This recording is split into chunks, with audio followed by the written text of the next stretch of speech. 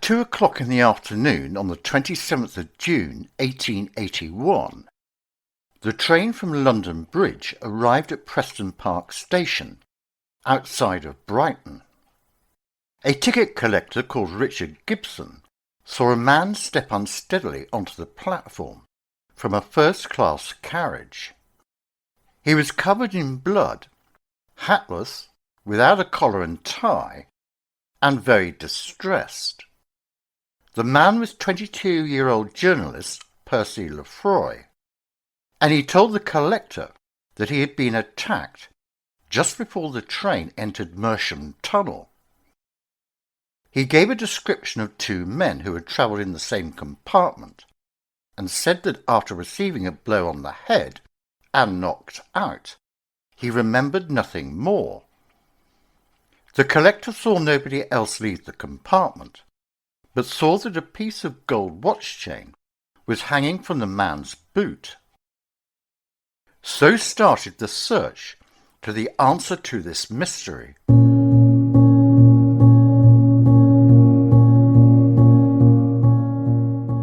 Lefroy was accompanied by Gibson for the rest of his journey to Brighton, where his story was told to the station master, Henry Anscombe.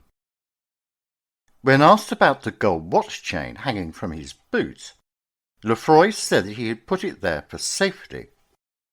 From the station's office, he was taken to Brighton police station, where he made an official complaint against his attackers, even offering a reward for their capture. Constable Howland interviewed Lefroy for details of his alleged attackers before sending him to the hospital for treatment, where his wounds turned out to be quite superficial. Suspicious that such slight wounds could cause so much blood, the examining doctor wanted to detain him, but Lefroy suddenly announced that he had an urgent appointment in London, even though he had only just arrived at his destination. He returned to the police station for further interviews, and having bought a new collar and tie, returned to the railway station where increasingly dubious police took him into an office and searched him. They found 2 Hanoverian gold coins in one of his pockets, which he denied all knowledge of.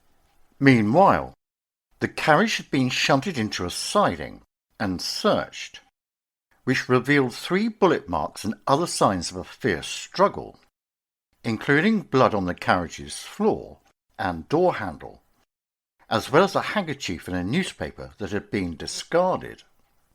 Investigators also found coins similar to those found on Lefroy.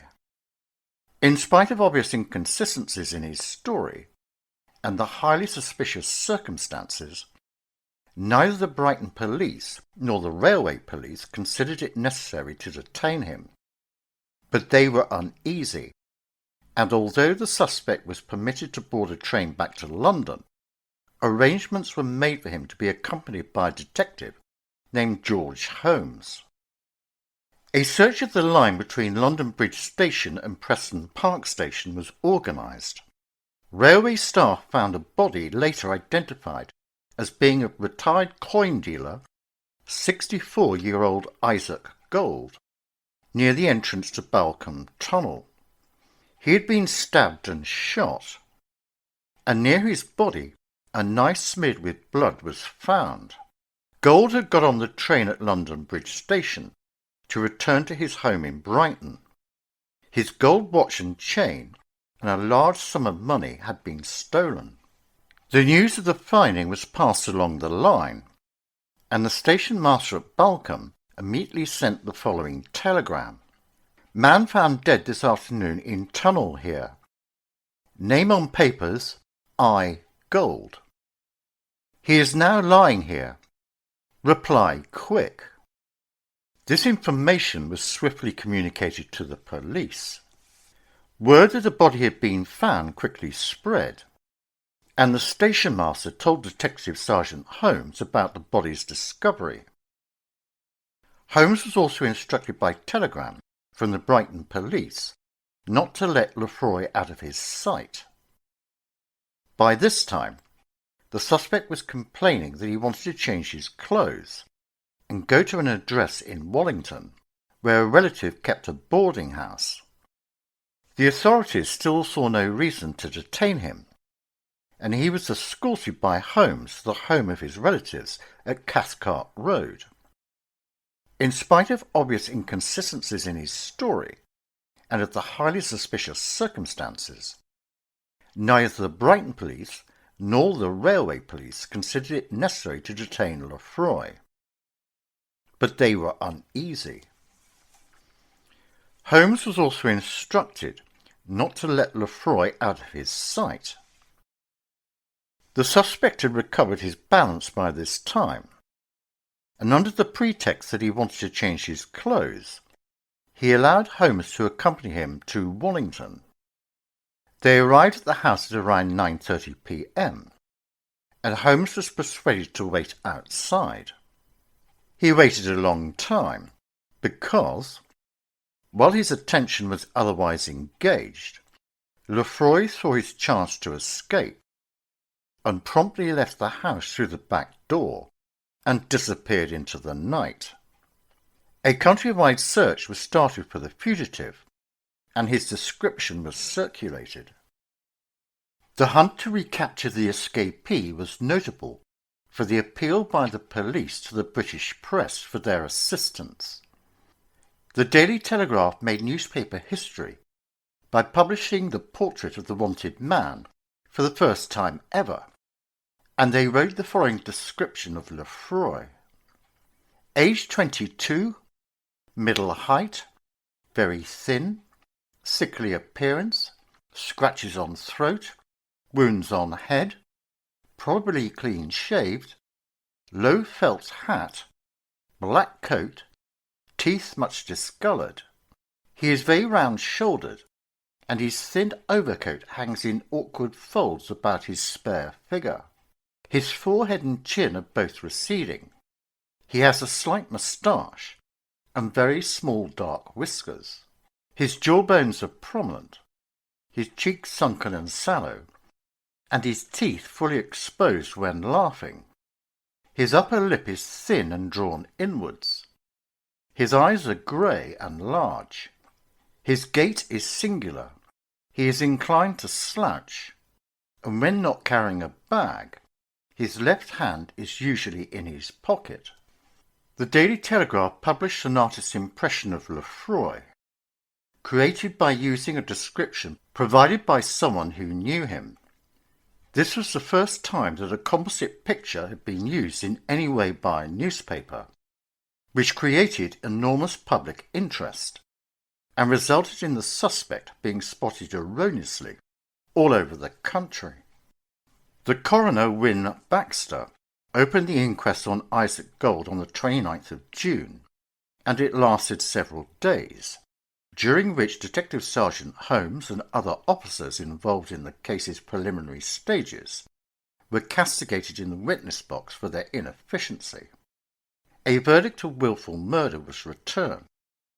The railway company also offered a substantial reward for information leading to his arrest. Great interest was shown by the public as a countrywide search was made. As usual, men answering his description were seen all over the country, and one man was arrested but later released. On the 8th of July, Lefroy was finally tracked down to a house at 32 Smith Street in Stepney, where he was lodging under the name of Park. He was found because of a telegram that he had sent to his employer requesting that his wages be forwarded to that address.